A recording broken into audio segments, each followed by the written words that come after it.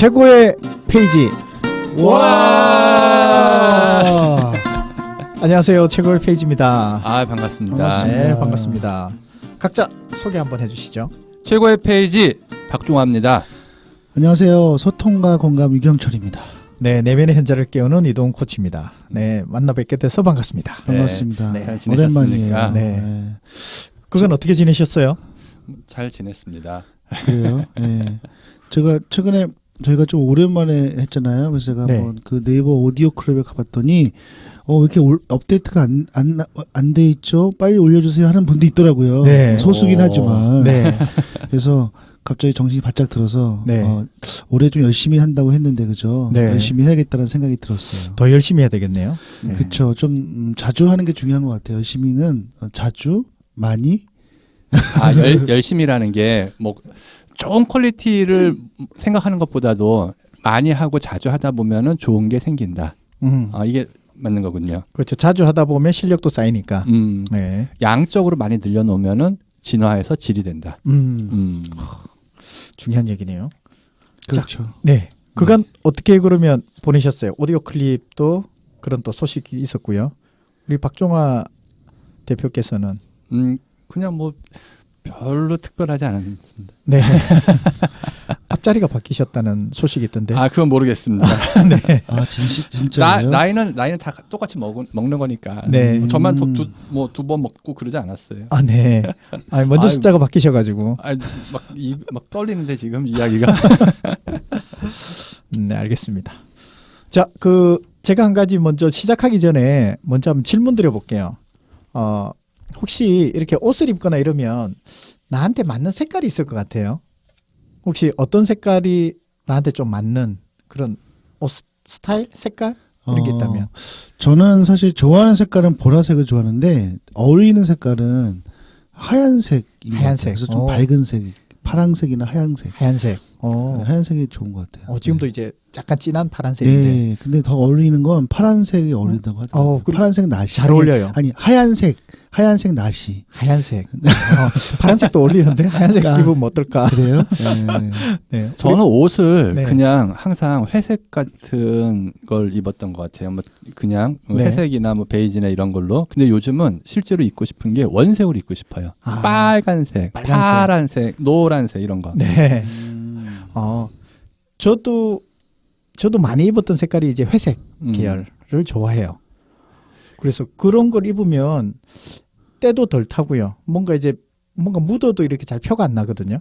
그러니까는 그런 것보다도 회색이나 이런 거가 튀지 않잖아요. 네. 그냥 무난하게, 뭔가 평범하게 또는 얌전하게 이렇게 네. 하는데 나를 좀 드러내는 색깔 같은 거를 입으면은 좋을 거라는 생각이 들어요. 그러니까 이렇게 내가 원하는 옷을 원하는 색깔로 이렇게 바꿀 수도 있고 참 이렇게 편한데 제가 오늘 이 질문을 왜 드렸냐면 우리도 누군가를 만나서 나한테 어울리는 색깔 이것저것 한번 입어보면 내가 이 색깔이 맞네 하고 사귀면 좋은데 우리가 이것저것 바꿀 수 없는 상황이잖아요. 오늘 책하고 관련됐군요. 그렇죠. 오늘 책 소개해 주시죠. 네, 오늘 책은 스님의 주례사. 스님의 주례사. 네, 법륜 스님이 지으신 스님의 주례사라는 책이고요. 꼭 주례사를 쭉 모아놓은 게만이 아니라 남자 여자가 같이 결혼을 해서 이렇게 마음 먹고 살면 좋겠다 이런 거죠. 네, 그래서 이제 이분이 이제 증문즉설이라는 것을 통해서 많은 사람들과 상담을 했을 때 그 상담했던 내용 중에서 특히 이제 남녀 관계, 부부간에, 그렇죠. 남녀 관계라기보다는 부부 관계, 네, 부부간에 그런 부분들을 좀 더 모아서 이렇게 스님의 주례사라는 책으로 이렇게 나올 수 있었던 것 같아요. 네, 이 책이 보니까 꽤 많은 지금 사람들이 코치님이 들고 계신 책하고 제가 들고 있는 책하고 표지가 달라요. 네. 엄청 많이 팔렸어요? 네, 제가 44쇄고요.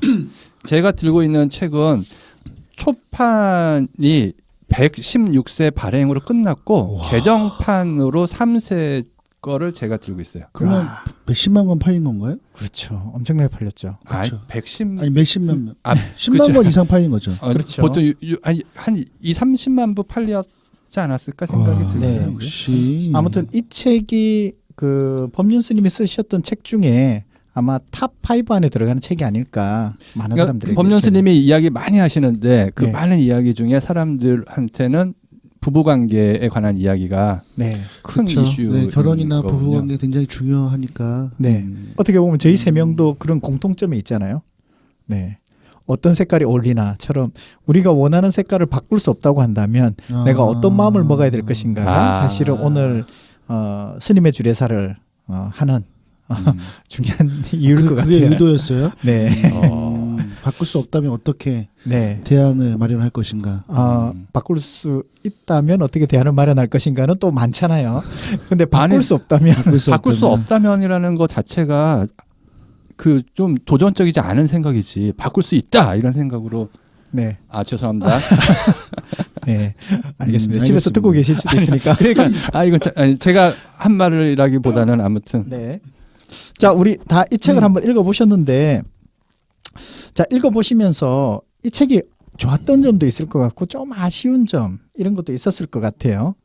자, 어땠어요? 네. 저는 사실 그 법륜스님 증문즉답설인가요? 증문즉설. 네, 네. 그걸 사실 팟캐스트를 많이 들었어요. 그러니까 차에서 운전할 때 네. 여러 개 듣는데 그 중에서도 좀 많이 듣는 사실 팟캐스트였는데 그냥 일상 생활에 대해서 굉장히 많은 사실 지혜라고 해야 되나요? 그래서 처음에 이런 생각이 들었어요. 아니 스님인데 물론 뭐 나이 연세가 좀 있으시니까 오랜 경험을 하시긴 했지만 사실 사회생활은 별로 안 했잖아요. 그렇죠. 근데 어떻게 이렇게 막 사회에 대한 이야기들, 뭐 가끔씩은 정치에 대한 얘기도 하는데 그런 것들을 굉장히 명쾌하게 하시더라고요. 뭐 그게 답이다 아니다를 떠나서 듣는 사람 입장에서 공감이 되면 사실 굉장히 좋은 말이잖아요. 네. 그랬던 어떻게 보면 굉장히 좋았던 거였는데 이제 책을 보면서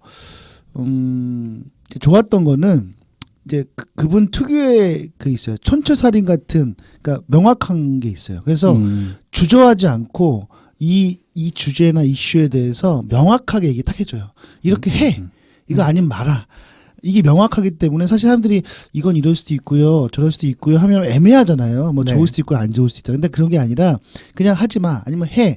아니면 바꾸지 마. 이걸 포기해. 막 이렇게 명확해서 사실 굉장히 그런 면에서는 굉장히 사람들에게 솔루션을 주는 것 같은 생각이 들어요. 그래서 네.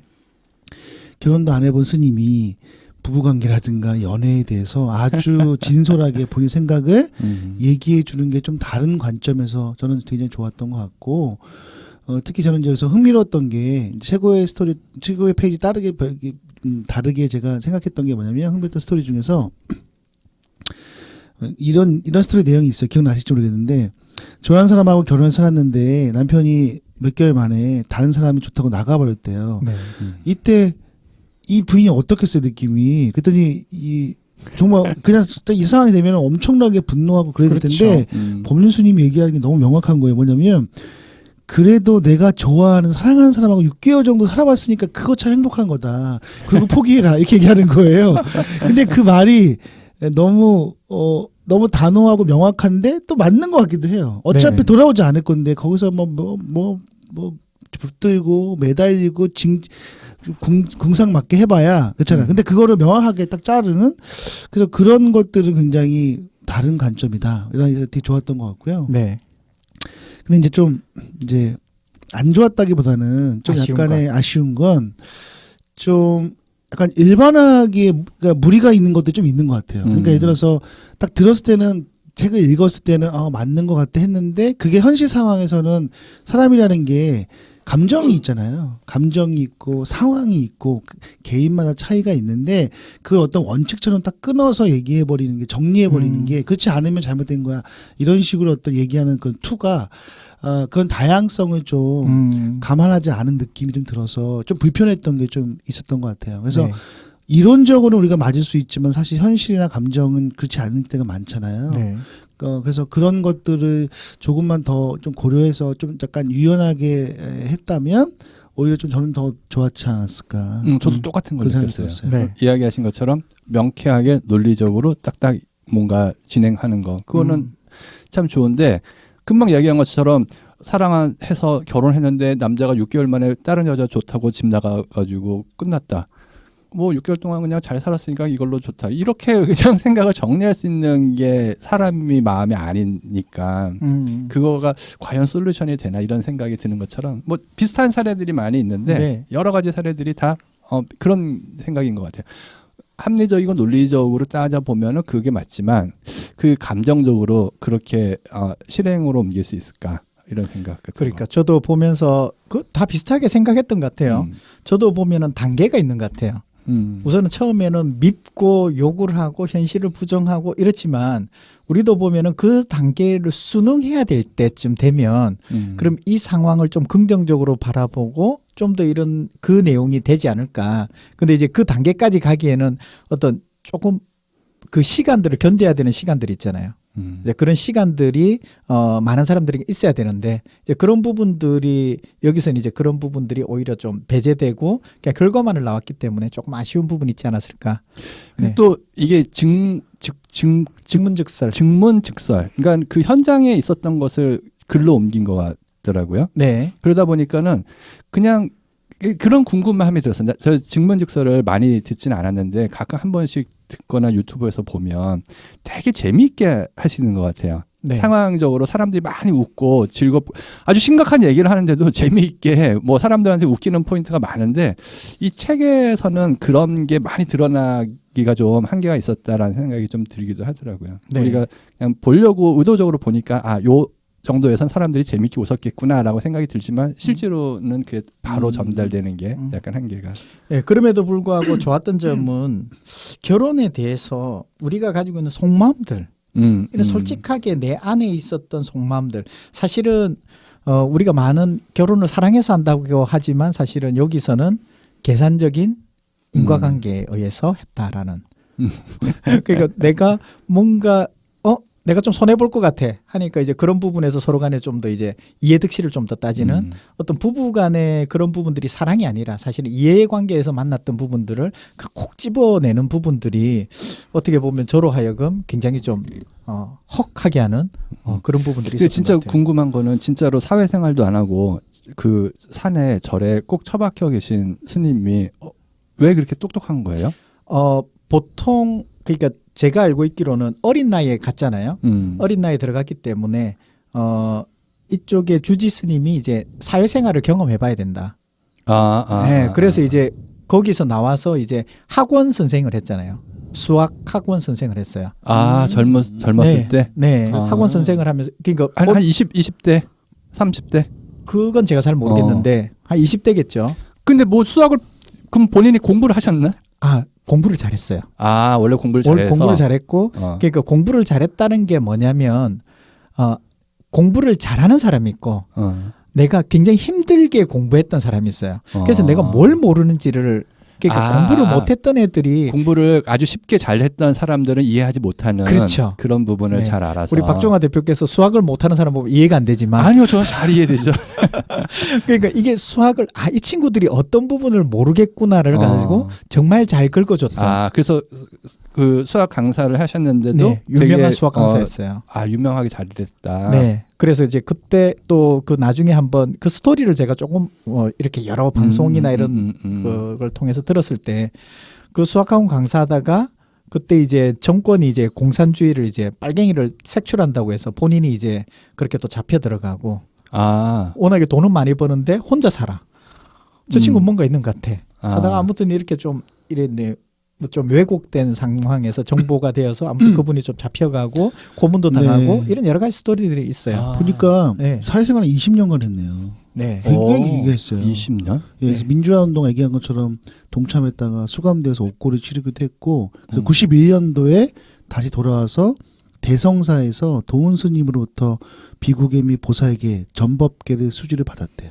그러면 70년서부터 한 90년 정도 20년 동안 70년대 80년대 91년까지 네. 그렇게 하신 거네. 그때 격동의 시기잖아요. 그렇죠. 그때 사회생활 사회생활 다 하신 거구나. 그렇죠. 사회생활을 해봐야 그리고 이제 그런 부분들이 있어야 사실은 사람들과 이제 그런 소통이 되니까 사실 사내밖에 안 있으면 산세하고 이런 거밖에 얘기 안 되잖아요. 야, 근데 그것도 되게 희한한 설정인 것 같다. 그렇죠. 그렇게 이분이 네. 53년생이신데 네. 가령 70년도에 이렇게 사회생활을 시작했으면 한 27, 8살 정도의 부른 나이로 사회생활을 해서 그때 나는 절에 들어갔다가 불자로 살다가 사회를 경험한다. 27살짜리가 난 아니. 사회를 위에서 주지 스님이 그러니까 그렇게 네. 해라 그래가지고 그런다 해가지고 네. 나와서 예를 들어서 사회생활 하다 보면 예쁜 여자들도 있을 거고 그러게요. 뭐 이게 눈이 돌아갈 거잖아요. 그렇죠. 근데 그걸 불심으로 다 다스렸나? 그리고 나서 20년을 보내고 그리고 나서 다시 절에 돌아갔어. 네. 야, 되게 희한하군요. 네.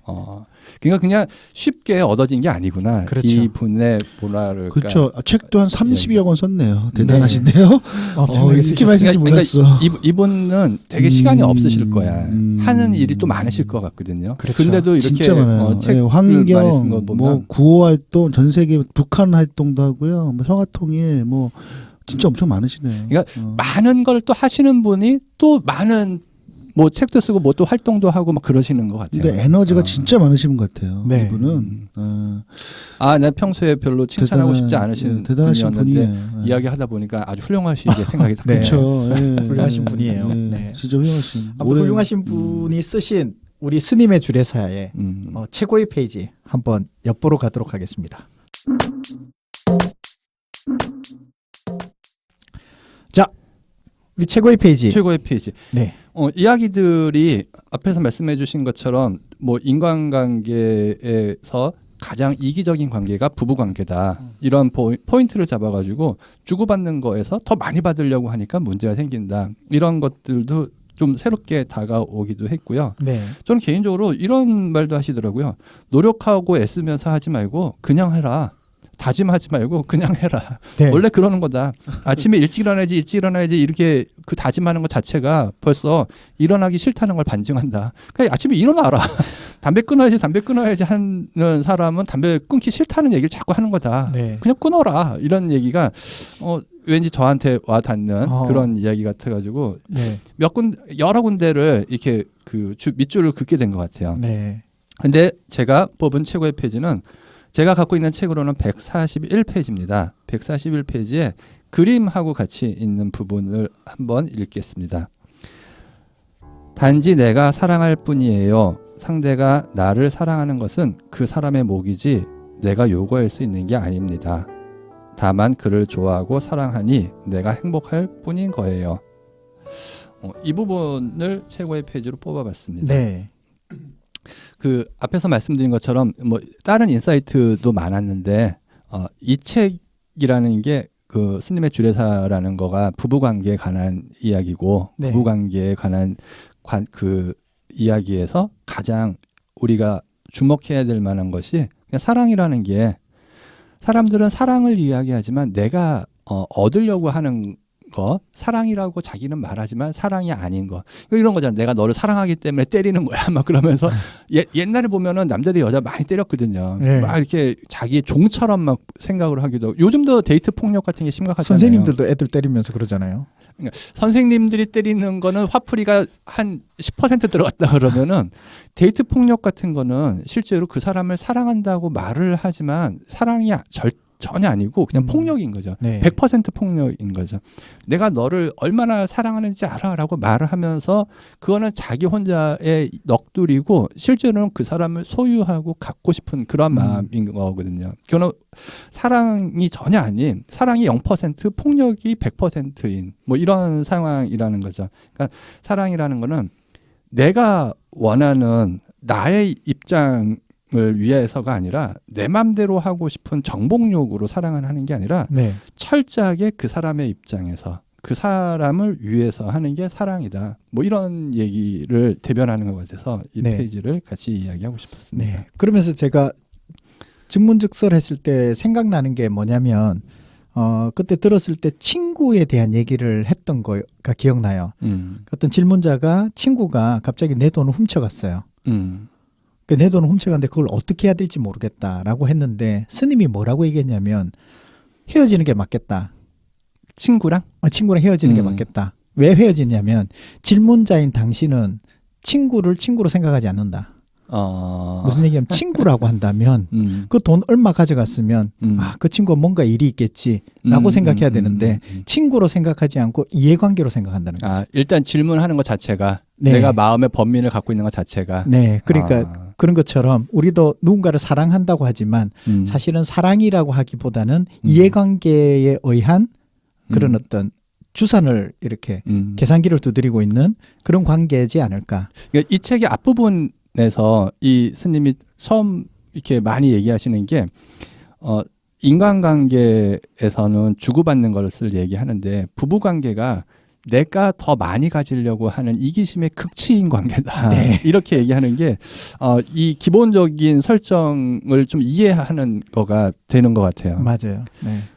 그래서 기브 앤 테이크에서 테이크를 생각하면서 기부하는 거, 네. 받을 것을 생각하면서 주는 거는 전혀 사랑하고 별개인 거래, 장사인 거고, 네. 내가 이 사람하고 장사를 할 때도 있겠죠. 때로는 장사를 할 때도 있는 사람 관계도 많을 텐데, 그런 것보다는 진짜로 사랑한다라는 관계라고 하면 받을 것을 생각하지 말고 그냥 주고 싶으니까 줘라. 그걸로 네. 끝이다. 뭐 이런 부분이 같이 한번 나누고 싶은 최고의 네. 페이지였습니다. 그러면서 방금 말씀하셨던 게 사랑과 집착. 네. 우리는 사랑과 집착을 헷갈려 한다.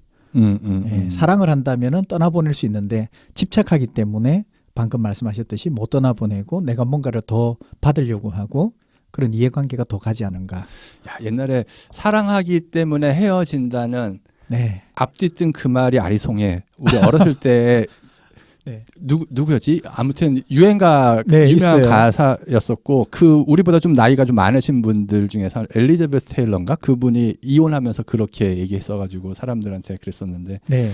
그런 게 인간 사랑이 아니라 이런 거죠. 그러니까 네. 진정한 사랑은 그런 게 아니다. 근데 너무 어려운 것 같아요. 이게 제가 읽을 때는 그 말이 너무 공감이 되는데 현실적으로 이게 가능한 일인 것인가 막 그런 네. 생각이 들지 않아요? 그러니까 맨 처음 우리가 했던 얘기랑 똑같은 거죠. 그러니까 음. A니까 B고 B니까 C다. 이런 논리 관계의 이야기가 맞네, 설득력 있네라고 하는데 실제 현실에서 내가 진짜로 이걸 적용할 수 있을까? 이런 거는 또 다른 문제인데 문제 이런 것도 있을 것 같아요. 적용은 못하더라도 이런 거구나라고 좀 이해하는 게 나 자신을 좀 다스리고 뭔가 대응을 현실적으로 하는데 좀 도움이 될 수도 그렇죠. 있긴 할 것 같아요. 100%는 못하더라도. 맞아요. 그 과정에 왔을 때도 내가 나를 좀 치수릴 수 있는 내가 그렇지. 그래서 좀 더 내 안에서 좀 더 미안함을 더 가질 수 있는 그런 부분들을 좀 다룰 수 있지 않을까 하는 생각이 들어요. 자, 우리 유영철 대표께서는 저도 되게 많았는데 조금씩 굉장히 좋은 에피소드들이 많았는데 저는 11번째에 네. 결혼 가장 욕심을 많이 내는 거래 이게 이제 그 목차 네. 제목이거든요. 거기에서 뽑아왔어요. 읽어드릴게요. 네. 다른 사람하고는 원수가 잘 안 되는데 부부지간에는 원수가 되는 경우가 많아요. 서로의 욕심, 서로의 기대가 커서 욕심이 충족되지 않으니 실망도 큰 거예요. 어떤 인간관계보다 결혼관계가 가장 욕심으로 움직인다고 할 수 있어요. 그래서 다른 사람하고는 원수가 잘 안 되는데 부부지간에는 원수가 되는 경우가 많죠. 서로의 기대가 커서 욕심이 충족되지 않으니 실망도 큰 거죠. 이게 이제 문장이 좀 다른데 내용은 비슷해요. 그런데 제가 여기서 좀 느꼈던 건 이 욕심이 굉장히 중요한 것 같아요. 그러니까 왜 원수가 될까? 그러니까 이 책에서 보면 계속 주기적으로 그 반복되는 내용이 있는데 그게 뭐냐면 결혼을 할 때 이해관계를 갖고 결혼한다는 거예요. 그러니까 내가 이 사람하고 하면 뭐가 더 유리하겠지. 그러니까 뭐 돈이 많나? 아니면 뭔가 더 많이 배웠나? 이런 것들을 보는 이유도 결국은 사랑보다는 이 사람하고 결혼해서 내가 뭔가 이득을 취할 수 있다는 어떤 그런 것들 관점에서 보기 때문에 만약에 그게 틀어지게 되면 그때부터 싸움이 큰 거예요. 그러니까 경제적으로 뭐 한쪽이 어려워지면 특히 남자 같은 경우에 갑자기 직장을 잃거나 실직하거나 그렇게 되면은 이혼이 많아진다잖아요. 왜냐하면 이 여자는 이 남자의 경제력을 믿고 나를 끝까지 먹여 살려주고 날 지켜줄 걸 생각했는데 갑자기 일을 잃었어. 내가 먹여 살려야 될 처지에 있어. 그러니까 너무 황당한 거예요. 근데 사랑이 기반에 있다면 당연히 그건 케어해야 되고 내가 이해하고 같이 뭔가 해결해야 되는데 이제 그렇지 않고 이해관계가 더 크다면 안 되겠다. 버려야겠다. 이런 생각을 할 수 있다는 거죠. 네. 근데 그런 거기 때문에 욕심이 있는 것 같고요. 그래서 이런 것들 때문에 원수가 되고 뭐 잘못되고 하는 것. 그래서 저는 그게 요즘 사회의 결혼의 가장 큰 문제다. 네. 그러니까 사랑이라고 하지만 그 사랑을 포장한 이해관계끼리의 결혼. 그리고 그들과의 또 그들이 헤어질 때도 마찬가지. 이해관계가 엮여 있기 때문에 헤어지지 못하는 거예요. 예를 들어서 너 부인이 남편이 너무 싫은데 정말 다 따라 살고 싶은데 일이 없어요. 그래서 전업주부야. 그러면 이혼할 수가 없는 거예요. 남편이 정말 같이 하기가 죽기보다 싫은데 참아야 돼. 이게 불행한 거잖아요. 그러니까 이러한 것들이 문제다. 여성 정치자들이 들으면 굉장히 기분 나쁠 것 같은. 아 그런가요? 아니, 좀 근데- 그런 뉘앙스예요? 약간 근데- 페미니즘적으로 문제가 있나? 이 법연스님의 이야기는 그 지금 읽어주신 그 꼭지에 2부인데 2부의 장 제목이 보시면은 사랑 좋아하시네 이게 맞아요. 장 제목이에요. 장- 사랑 네. 좋아하시네. 네. 그러니까 네가 사랑이라고 얘기하지만 그거는 세상의 사람은 사랑으로 움직이는 게 아니라 이해관계로 움직이는 거야. 솔직하게 그거를 맞아요. 너 스스로가 아. 자신을 속이지 말고 너 스스로가 그것을 인정하고 생각을 우리 한번 해보자. 이렇게 시작하는 그렇죠. 거거든요. 사실 그 전체적인 내용 자체가 그런 관점으로 계속 얘기하세요. 그러니까 결혼이라는 게 뭐 우리가 사랑하고 달콤하고 뭐 서로 너무 이래서 하고 뭐 그래서 아름답고 이런 것이 아니라 그러니까 그런 것도 있지만 중요한 건 사실 그 이면에 뭐 여러 가지 솔직한 마음들을 아주 정확하게 까발린 느낌? 그러니까 인간의 가장 기본적인 본성은 이기심이다. 네. 이게 이분이 우리한테 맞아요. 그걸 잃어버리지 말고 생각을 해라 이런 건데 네. 사람이 근데 사실은 또 이기심도 있겠지만 맹자의 측은지심 뭐 이런 거 아닙니까? 그 저는요 거기에서 욕심이 충족되냐고 싸우잖아요. 근데 욕심을 버릴 수가 있어요. 저는 그게 되게 어려운 것 같아요. 아니 내가 저도 그렇고 제가 사실은 이 부분에 대해서 약간 메모를 했는데 욕심이라는 게 이게 좀 같은 단어를 쓰지만 욕심이라는 말을 똑같은 단어를 쓰지만 좀 다양하게 좀 받아들이는 것 있을 것 같아요. 네. 구별을 좀 할 수 있을 것 같아요. 욕심이라는 거가 나 자신을 뭔가 채우기 위해서 다른 사람 것을 빼앗는 것도 하나의 욕심이고 나 스스로를 좀 발전시키는 것도 욕심이고 그러니까 욕심이라는 게 긍정적인 욕심도 있고 헛된 욕심도 있고 나쁜 욕심도 있고 앞에 형용사를 좀 붙여가지고 좀 섹터를 좀 나눌 필요가 있는 거 아닐까 생각이 들더라고요. 그리고 나서 이분이 말씀하시는 그 욕심이라는 거는 좀 긍정적인 욕심을 얘기하는 게 아니고 좀 부정적으로 좀 헛된 욕심이나 또는 남의 것을 탐하는 욕심 이런 거에 한정돼서 욕심이라는 단어를 쓰신 거 아닌가 이런 생각이 들더라고요. 그러면서 생각나는 게 욕심하고 목표가 있어요. 그러니까 뭐가 차이겠죠? 그러니까 지금 얘기하는 예를 들어서 다른 사람 것을 빼앗으려고 하는 욕심은 목표라는 단어하고 거리가 굉장히 멀잖아요. 그렇죠. 근데 내가 이걸 뭘 갖고 싶어 하는 욕심하고 목표는 굉장히 거리가 가까운 거거든요. 그러니까는 우리가 전에 그 라틴어 수업이라는 책에서 스피노자의 이야기 나는 욕망한다 그러므로 나는 존재한다 뭐 이런 거 감동받아서 밑줄고 막 그랬거든요. 그때 생각해 보시면은 욕망이라는 단어하고 욕심이라는 단어하고 긍정적인 면 좀 그런 면으로 보면 좀 금방 말씀하신 목표라는 거랑 좀 비슷한 면으로 쓰여지는데 아주 부정적인 면도 분명히 있는 거니까 욕심이라는 단어가 갖는 이 바운더리가 굉장히 큰 것 같다. 섹터를 좀 나눠 생각해야 된다. 앞에 형용사 같은 걸 붙인다면 뭔가 긍정적인 욕심이 있고 좀 헛된 욕심이 있고 부정적인 욕심이 있는데 이분이 얘기하시는 욕심은 많은 경우 헛된 욕심이나 부정적인 욕심 같은 거에 좀 사용하신 것 같다. 네. 누가 그런 얘기했나요? AI로 해서 인간의 그것을 많은 걸 지적 능력을 가져갈 수 있지만 인간이 가지고 있는 욕심은 카피가 안 된다. 욕심인가 욕망인가 근데 욕심을 네. 줄일 수 있어요? 욕심을 줄인다 글쎄요. 그러니까 긍정적인 욕심일 때는 그걸 줄일 필요가 없죠. 나쁜 욕심은 줄이려고 노력하면 살아야지. 근데 그게 안 되기 때문에 이렇게 갈등이 있다는 거잖아요. 근데 여기서 뭐냐면 그 얘기 같아요. 내가 그것을 욕심을 부려도 되는데 책임을 질 수 있느냐. 그래서 그것에 대해서 책임을 질 수 있으면 오케이. 근데 그것에 대해서 책임을 질 수 없으면 오히려 그 욕심은 버려라. 그러니까 저희가 부부가 싸울 때 보면 서로 욕심이 있잖아요. 그러니까 기대감인 거죠. 그렇죠. 기대감이 있어서 내가 이 정도는 이 사람이 해줘야 되는데 이걸 안 해줘. 네. 어떤 행동이든 어떤 피드백이든 그렇죠. 아니 뭐 그런 것들을 안 해주면 어떻게 해요? 화가 나잖아요. 네. 근데 사실은 그런 욕심이 없으면 기대가 없으면 화가 안 나겠죠. 그럼 그렇죠. 싸울 일이 없잖아요. 네. 근데 왜 싸울까요? 그 욕심을 내려놓지 못하는 거죠. 기대감을 절대 포기할 수 없는 거예요. 그러니까 수많은 사람들이 싸우는 거죠. 그래서 제가 항상 하는 말이 좋은 화목한 부부는 한 명이 일방적으로 져주는 부부가 행복한 부부라고 얘기하거든요. 왜냐하면 한 명이 욕심을 부리면 한 명이 포기하면 그 욕심을 들어주든 아니면 그거에 대해서 무뎌지든 그냥 가만히 있으면 평온해져요. 그런데 두 명이 똑같이 그거를 계속 갖고 있게 되면 절대로 해결이 안 된다. 내가 결혼해서 우리 부인하고의 관계가 아니라 우리 딸이 결혼해서 자기 남편하고의 관계에서 우리 딸이 항상 져줘. 나는 못 봐 그런 걸. 나는 야 갈라서 왜 그러? 이게 문제야. 이러니까. 근데 아들로 생각해 보세요. 우리 아들이 며느리한테 자꾸 당해. 그러니까 이게 가족이라는 건 이게 둘만의 문제도 아니고 이렇게 또 뭐 시아버지, 시어머니, 뭐 네.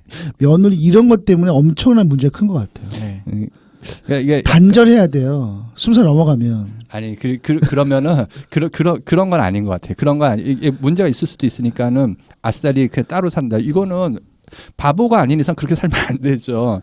문제가 있을 수도 있으니까는 뭐 세상 살아가는데 만약에 내가 잘못될 수도 있으니까 아무것도 안 하고 살아. 이거는 아닌 거죠. 근데 이제 보통 제가 서로가 보면 협력해서 잘 그 부부가 문제가 있을 때 그 주변의 가족들이 사실 도움을 주는 경우도 있지만 제가 봤을 때는 대부분은 도움을 더 못 주는 것 같아요. 그러니까 관여함으로써 더 잘못된 경우가 많다.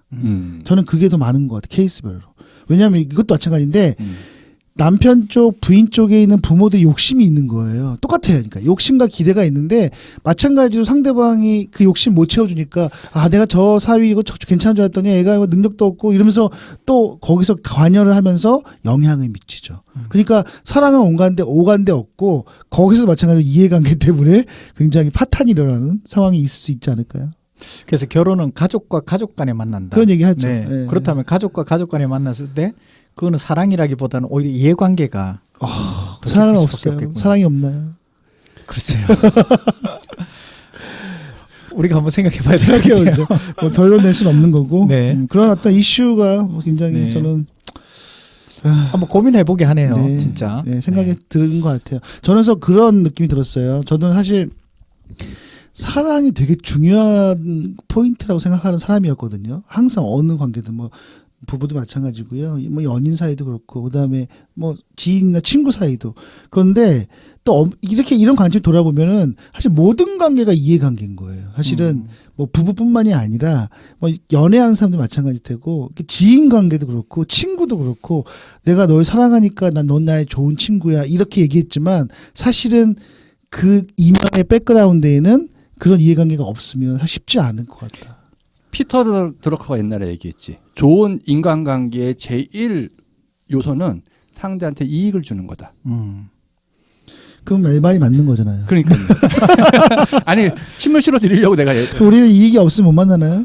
아니 그러니까는 서로 내가 이 관계를 좋게 유지하고 싶은 마음이 있다 그러면은 이익을 줘야 되는데 그 이익이라는 거는 꼭 돈만이 아니라 만났을 때 아무것도 안 했는데 그 사람 보면 기분 좋은 거 있을 수 있잖아요. 그렇죠. 네, 그러니까 어떤 애는 예뻐. 네. 그래가지고 자꾸 보고 싶어. 그럼 그게 이익이지 뭐. 근데 우리가 생각해봐야 되는 게 관계에서 이 관계가 100% 이익이다. 100% 사랑이다. 이런 건 없는 것 같아요. 그렇죠. 100이라는 게 있을 때 그중에서 이해는 몇 프로가 되고 사랑은 몇 프로가 되고 뭐는 몇 프로가 되고 이런 부분들이 조합이 되어서 그 사람과 관계를 가지고 뭔가 하는 게 아닌가. 아니 그러니까 그 법륜 스님의 이야기처럼 사랑 좋아하시네 이런 것처럼 어떻게 보면은 사랑이라고 내가 그 사람을 좀 도와주고 싶고 이익을 주고 싶은 것도 그 사람이 그럴 만한 요소가 있는 거예요. 내가 사기꾼이야. 내가 친구인데 보니까는 친해졌는데 사기꾼이고 인간 쓰레기야. 근데 그 사람을 내가 어렵다고 자꾸 도와주고 싶은 거는 좀 이상한 거잖아요. 내가 사랑해야지. 친구니까. 이런 건 또 되게 이상한 거라고. 아무튼 주고 싶은 마음이 주고 싶은 마음을 주는 거죠. 근데 저는 또 이렇게 얘기하면서 느껴진 게 예전에 우리 했을 때 얘기했는데 사랑과 이해관계가 또 약간 복합적인 것도 있는 것 같아요. 예를 이런 거죠. 저 남자가 있는데 돈이 너무 많아요. 재산이 많고. 그러니까 처음에는 사랑이라는 감정은 별로 없었는데 돈이 많으니까 이 사람이 그렇지. 그냥 좋아지는 거예요. 그래서 만나다 보니까 돈으로 막 쓰고 쇼핑하고 여행 가고 하다 보니까 그냥 그 사람이 좋아지는 거예요. 이건 뭐죠? 사랑인가요? 사랑이 생긴 거지. 생긴 거예요? 네. 그래서 그런 얘기 하더라고요. 사랑이 별게 아니라 사실은 그 사람이 돈이든 그게 명예든 그 사람이 어떤 위치든 간에 그게 나에게 어필돼서 내가 그냥 이런 생리적인 생물학적인 사랑이 아니라 그런 것들이 둘러싸여 있다 보니까 그 사람이 좋아진다는 거예요. 그래서 나중에는 정말 그 사람 사랑하게 된대요. 그 사람이 가진 게 너무 많아서. 저는 그게 또 일리도 있다. 일리가 있는 것 같다. 워렌 버핏이 데이트할 때 그랬다고 하잖아요. 백화점 데려가서 여기서부터 저기까지 다 골라. 다 사줄게. 사랑할 수밖에 없겠네. 바로 사랑에 빠지지 않을까요? 내가 쇼핑백 이렇게 막 수십 개 들고 네. 이런 남자가 아무리 못생겼으면 어때? 나에게 이런 거 제공해 주는데. 자, 이거 굉장히 성적인 네 남성 아, 여성. 그래. 아까 전에 여자분들 되게 싫어하시겠는데. 아 그런가? 아, 죄송합니다. 이거 제 관점은 아니고요. 그냥 순간적으로. 평소의 생각인데요. 자, 제가 뽑은 최고의 페이지는 저는 이제 파트 1에서 최고의 배우자를 만나는 인연법이라고 했어요. 52페이지인데 페이지는 좀 다를 것 같아요. 제가 한번 읽어보도록 하겠습니다. 결혼할 때는 두 가지를 기억해야 해요. 첫 번째는 내가 사랑하고 내가 좋아할 뿐이지 상대에게 대가를 요구하면 안 된다는 겁니다. 두 번째로 안 맞는다는 것을 전제로 출발해야 합니다. 그러니까 출발할 때는 양쪽이 맞는 건 10%고 안 맞는 게 90%에서 출발해서 결과는 공통점 90%, 차이점 10%를 목표로 만들어가면 됩니다.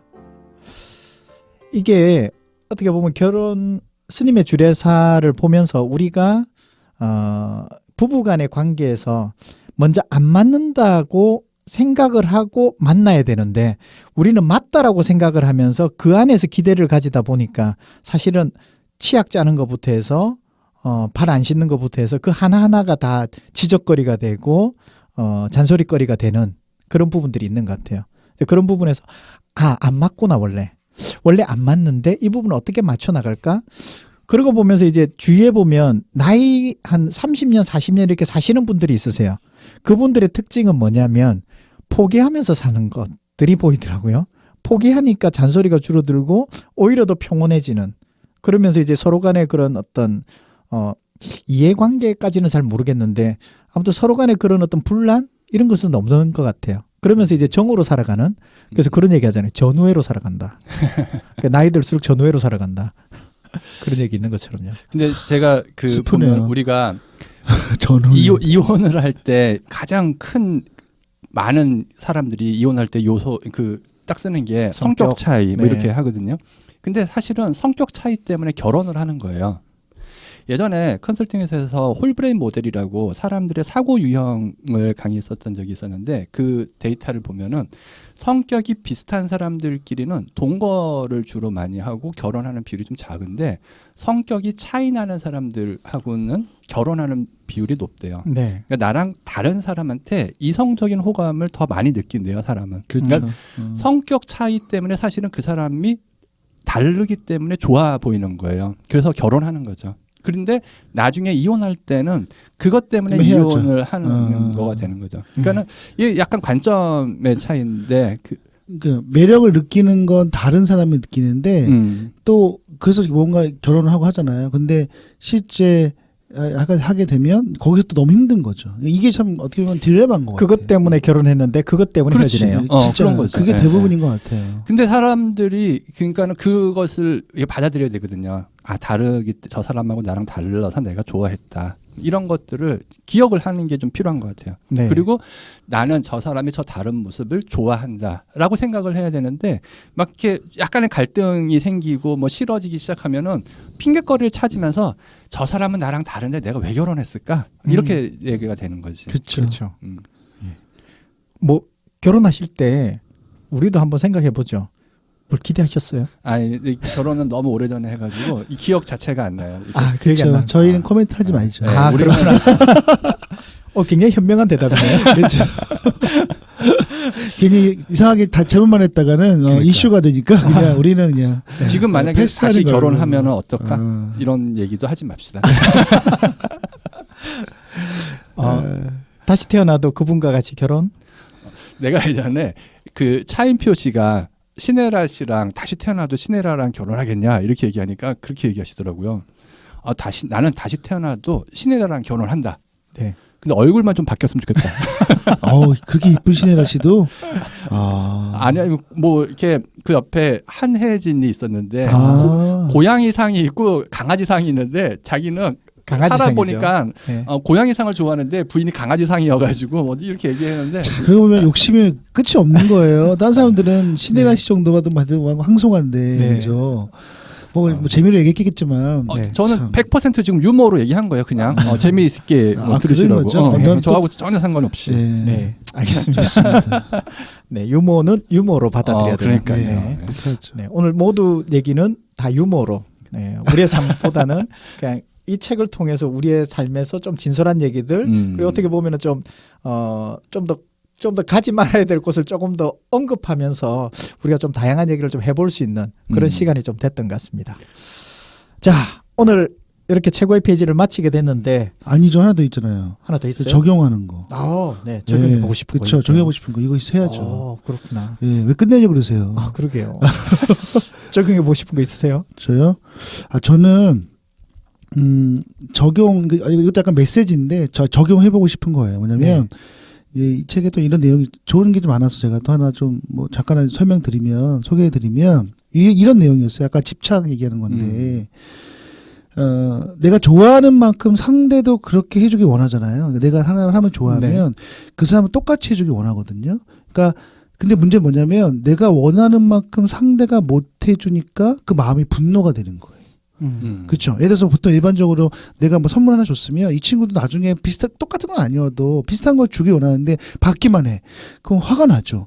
저 인간 왜 나한테 받기만 하지? 그런 거 비슷한 거가요. 그렇죠. 그래서 집착은 의지심에서 온다는 거죠. 검수님 얘기는. 그러니까 집착이 강한 거는 의지심이 강하다는 거예요. 의지심이 뭐예요?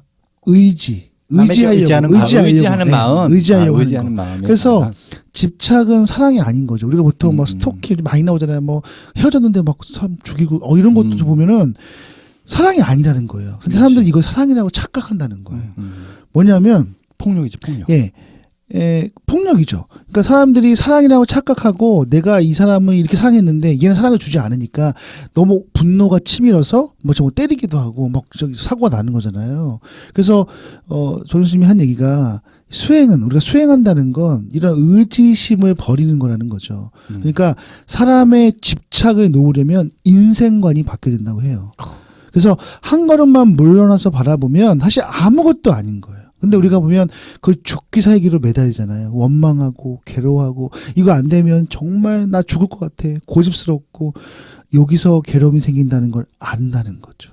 그래서 내가 느낀 게 뭐냐면 내가 적용해야 될 것은 저도 약간 이게 있어요. 그러니까 어떤 하나에 꽂히면 약간 집착을 하는 게 있는 것 같아요. 그래서 이거 꼭 해결해야 돼. 예를 들어. 어떤 일도 그렇고요. 이거는 내가 어떤 공부를 하게 되면 이건 꼭 잘 만들어서 뭔가 내가 해야 돼. 아니면 사람 관계에서도 예를 들어서 내가 이 사람에 대한 좋은 관계가 있으면 내가 이 정도를 뭔가 베풀면 이 사람도 뭔가 해줘야 된다는 기대감이 있어요. 저도 있어요. 기본적인 인간이니까. 근데 이게 심해질수록 더 고통스러워지는 거예요. 이게 딱 맞는 말이에요. 그래서 되게 힘들고 어차피 안 되는 걸 아는데 그걸 계속 요구하는 거잖아요. 마찬가지예요. 부부관계도 마찬가지죠. 제가 분명히 와이프의 라이프 스타일을 알고 성향을 알고 있어요. 다르다는 건 너무 잘 알고 있고 근데 이 행동을 계속 하잖아요. 그런데 반복될수록 또 요구를 해요. 이렇게 하지 마. 안 했으면 좋겠어. 근데 와이프가 안 바뀌어요. 근데 계속 집착하죠. 계속 그거 가지고 계속 얘기합니다. 그럼 어떻게 돼요? 나중에 바뀌면 좋은데 안 바뀌면 관계가 훼손되죠. 그리고 그 훼손됐다가 그게 굉장히 심해지면 그게 굉장히 크게 되는 거잖아요. 그래서 제가 느낀 건 내가 좀 사람에 갖고 있는 집착, 그 사람에 대고 있는 기대감 이런 거 좀 내려놓는 걸 해야겠다. 그래서 근데 그게 생각만도 잘 안 돼요. 그래서 수행을 해야겠다. 그 수행을 해야 되는데 그 수행이 또뭐 절에 가서 할 수는 없으니 명상을 해야겠다. 오, 영상. 위파사나 우리 지난번에 얘기했죠. 네. 팀 페이스가 얘기했잖아요. 성공한 사람들은 다 명상을 한다. 성공한 사람들의 공통점 명상. 근데 못했어. 그래서 내가 지금 한번 꼭 올해는 네. 어떻게든 뭐 혼자 하든 뭐 배우든 명상을 해서 그런 좀 집착이라든가 이런 것도 집착이죠. 사실은 내가 뭐 어느 정도 위치에 올라가야겠다. 저 집을 사야겠다. 돈을 어느 정도 벌어야겠다. 그 기준을 두고 그게 안 되면 막 화가 나고 부들부들 짜증나고 그다음에 막 굉장히 분노하고 스스로를 막 깎아내리고 이런 것도 사실은 집착이잖아요. 그러니까 그런 모든 삶에서의 집착을 내려놓는 게 사실 저는 올해 내 삶에 적용하고 싶은 것이다. 집착을 내려놓으면 어떤 삶이 될까요? 떠도는 삶? 근데 그게 걱정이 돼요. 그래서 집착을 내려놓고자 하는 이 욕망이 있는데 진짜 한번 내려보이려고 내려놓기도 했는데 불안한 거예요. 불안해. 네. 사람들이 집착을 내려놓는다라는 게 또 한편으로 보면은 열정이 없어 보이기도 할 것 같고 그렇죠. 뭔가 열심히 안 한다 이렇게 또 보일 것도 같고 네. 약간 그러니까 뭐든지 다 아주 단순한 건 아닌 것 같아요. 네. 그렇죠. 근데 그것조차도 내려놓는 것이 네. 집착을 버리는 것이다. 사람의 상황은 다르지만 우리 상황에서는 집착을 좀 내려놓자. 네. 그러니까 조금 다르게 한번 접근할 필요가 있을 것 같아요. 우리가 집착하면은 목표를 통해서 뭔가 이뤄 나가는 것과 집착을 해서 뭔가 이뤄 나가는 것이 있을 것 같아요. 근데 두 개 차이가 뭐가 있을까라고 본다면 집착은 안 됐을 때 화가 나고 뭔가 좀 안 좋은 영향이 있다고 한다면 목표는 그것이 안 되더라도 또 다른 방법이 뭐가 있을까? 찾아 나가고 그걸 통해서 뭔가 계속 만들어 나가는 좀 긍정적인 스트레스라고 한다면 이쪽은 집착은 좀 부정적인 스트레스가 좀 많이 오지 않을까. 그래서 그런 의미에서 본다면 우리가 집착이라는 형태가 아니라 그것이 좀 긍정적인 스트레스로서 뭔가 좀 원하는 것들이 좀 더 잘 만들어지고 그걸 또 이뤄 나가는 부분에서 좀 집중한다면 뭔가 좀 다른 결과가 있지 않을까라는 생각이 드네요. 네. 그렇죠. 자, 우리 박종화 대표께서는 뭘 한번 적용해 보고 싶으세요? 그냥 저는 부인 말 잘 듣고 살겠습니다. 그게 적용이에요? 적용. 지금까지 잘 살았잖아요, 그렇게. 그러니까요. 지금까지 앞으로도? 부인 말 잘 듣고 살았으니까 앞으로도 더 잘 듣고 살겠습니다. 해왔던 대로. 그렇죠. 그게 답이다. 감사합니다. 네, 이게 그거잖아요. 아까 얘기했잖아요. 담배 끊어야지는 담배 피우고 싶다는 얘기잖아요. 그러니까 부인 말 잘 들어야지 얘기는 부인 말 안 듣고 싶은데 그런 것은 아닐까라고 잠깐 생각해 봤어요. 네. 너무 힘드시구나, 요즘에. 그냥 20년만 더 참으세요. 네. 그러시면 될 겁니다. 부인 조크. 자, 제가 적용해 볼 것은 자, 우리가 뭔가 갈등을 생겼을 때 그 갈등에 대해서 밖을 보는 게 좀 있는 것 같아요. 저거 왜 그러지? 저 사람은 왜 저러지? 이런 부분이 있는 것 같아요. 이제 그런 부분에서 이 책에서는 그런 갈등이 있을 때 나를 좀 돌아봐라. 내가 어떤 기대를 가졌지? 내가 뭘 원하지? 그러니까 좀 나를 좀 돌아보는 부분들을 좀 더 적용해 보면 어떨까? 그래서 내가 좀 갈등하고 이런 부분에서 저 인간 저렇게 바꿔야 되는데 저거 안 되는데가 아니라 내가 어떤 기대를 가졌기 때문에 저것을 내가 화가 나는 거지? 이렇게 좀 돌아보는 그런 시간을 좀 가져야 되겠다라는 것이 제가 적용해 보고 싶은 부분이었습니다. 네. 심플하시네요. 좋습니다. 자, 오늘 최고 페이지 끝났는데 자 이제는 됐죠? 네, 됐네요. 네, 마지막 소감 한마디 한다면. 좋습니다. 네. 그게 끝이에요? 아내분이 그렇게 얘기하라고. 너무 경계하는 거 아니에요? 이 스님의 주례사가 책 제목이지 않습니까? 네. 부부 관계에 관한 거 아닙니까? 잘 하고 살겠습니다. 네. 알겠습니다. 체크해 보도록 하겠습니다. 네. 저는 사실 처음에 이걸 읽으면서 우리는 결혼한 지도 꽤 됐고 10년 넘었고 주례사 이런 게 뭐가 있을까 생각도 많이 했어요. 그런데 사실 책 제목은 그렇지만 사실 그 내용의 안에 핵심은 뭐냐면 사람과의 관계죠. 그게 부부든 연인이든 뭐 자식간이든 친구든 관계에 대한 얘기를 굉장히 많이 하셨는데 제가 또 뭐 관계나 소통에 대해서 강의를 하다 보니까 느껴지는 게 있어요. 그러니까 우리가 실제 그게 어려운 이유들이 명확하지 않았기 때문에 그런 것 같아요. 근데 거기에 항상 들어가 있는 것은 감정이에요. 근데 이 감정을 사실 제대로 다룰 수 없으면 관계가 잘 될 수가 없거든요. 그랬을 때 저를 한번 돌아보면 뭐 이건 이론적이거나 원칙을 떠나서 내가 이 문수님이 얘기했던 것 중에서 많은 부분을 많이 못하고 있다는 생각이 들었어요. 그리고 내 스스로에 대한 결단이라든가 신념을 바꾸는 거라든가 그런 것들에 대해서 어려움이 있었는데 그것을 한번 다시 한번 좀 상기시켜 주셨고 그 다음에 우선은 명확하게 내가 생각하고 있는 걸 이야기할 수 있어야 된다. 그리고 그것을 명확하게 상대방에게 표현하고 그것에서 같이 협의하면서 좋은 방향으로 갈 수 있는 그런 관계를 만들어야 된다. 그런 관점을 조금 더 내가 올해 노력해야겠다. 네. 그런 생각이 들었어요. 네. 오늘 두 분을 얘기하는 걸 지켜보면서 박종화 대표께서는 별 할 말이 없으신 것 같고 우리 유경철 대표는 굉장히 많이 할 말이 있으신 것 같은 더 하고 싶어요. 1시간 더 할까요? 2부? 네. 그런 부분이 좀 느껴졌고요.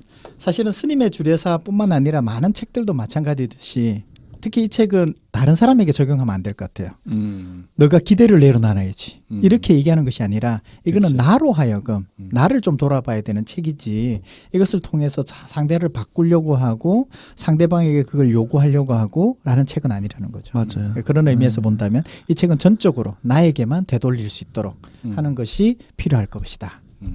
라는 생각으로 이 최고의 페이지를 마무리하려고 합니다. 네. 너무 멋진 마무리입니다. 네, 감사합니다. 자, 우리 스님의 주례사 하면은 화이팅 하면서 마무리하도록 하겠습니다. 우리 마지막 다 한 거예요? 네. 마지막 결심은 안 해요. 결심. 올해 한 해 사실 이게 올 첫 팟캐스트거든요. 네. 좀 늦었어요. 네. 그래서 우리 결심 한번 들어보고 싶어요. 우리 결심. 자꾸 결심. 끝날 것 같은데 안 그러니까. 끝나면 이 사람들이 싫어요. 듣는 사람 싫어하실 텐데. 괜찮아요. 올해 결심? 팟캐스트 팟캐스트에 대한 결심을. 팟캐스트. 에 네. 대한 네. 결심. 매달 1.5편씩 올리는 것으로. 1.5는 뭐예요? 2면 2지, 3이면 3이고. 그러니까 석 달에 2편을 올린다는 얘기죠. 아, 그래요? 네. 원래 한 달에 2번 아니었어?